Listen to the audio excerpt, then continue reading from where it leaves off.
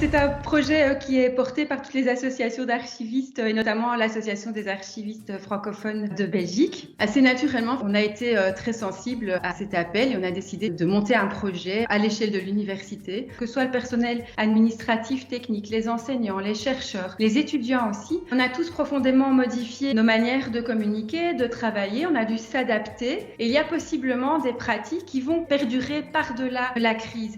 C'est la première pandémie en ère digitale. Normalement, quand on a un lockdown, mais tout est fermé, il n'y a plus de contact. Tandis qu'ici, le contact demeure. Et pour ça, il est important vraiment de documenter ce moment-ci, ce qu'a pu être en quelque sorte l'ordinaire dans cet extraordinaire que nous vivons.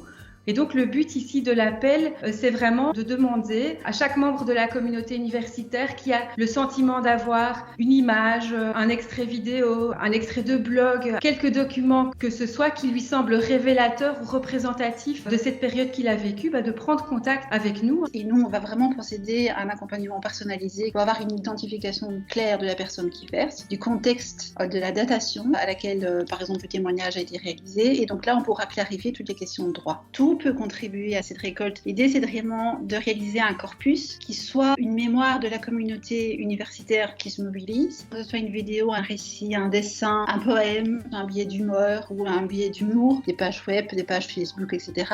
On n'a clairement pas au niveau du service des archives attendu la crise ici pour diversifier les types de documents que nous archivons puisque nous sommes déjà assez familiers de l'archivage, y compris sur les médias sociaux ou des vidéos. Les archives électroniques, c'est une trace comme une autre. Chaque nouvelle avancée technique, les archivistes sont amenés à archiver des documents différents. On est prêt, on se forme, oui, on sera là. Les archivistes, contrairement aux stéréotypes qui leur collent parfois à la peau, ne conservent pas tout, mais font ce qu'on appelle une évaluation. Il y aura un tri, et donc on va éviter les doublons, éviter éventuellement les fichiers corrompus. On va prendre au niveau du droit que les documents pour lesquels la personne versante sera auteur, donc pour lesquels on pourra avoir une simplification au niveau du droit d'auteur. Le matériau qui sera conservé sera décrit, et puis, selon qu'il soit en support papier ou bien numérique, des principes de conservation seront mis en place de manière à garantir leur pérennisation pour les décennies et les siècles à venir. Je pense que cet appel, en fait, il est aussi destiné à rappeler à tous les membres de la communauté